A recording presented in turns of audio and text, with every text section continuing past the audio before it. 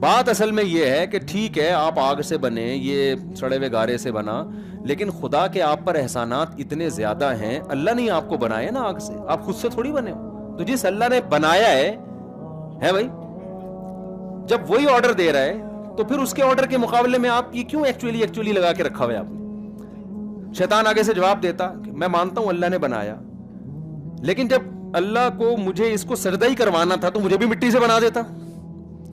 بتاؤ قیامت تک کسی کا باپ بھی اس عقدے کو حل کر سکتا تھا؟ آپ کا ایکچولی, وہ دو ایکچولی لگا دیتا, ایکسکیوز بھی لگاتے ہوئے, اس کے بعد ہوتا پھڈا, ہاتھا پائی, لڑائی, جنگ, توپے, بم. یہ نتیجہ نکلتا آخر میں. دلائل سے دنیا میں ہر آدمی بات کو نہیں سمجھتا. دلائل کی دنیا میں چھوڑ دو گے پاگل ہو جاؤ گے. کسی حد تک تو دلائل چلتے ہیں, اس کے بعد اپنی عقل کے گھوڑے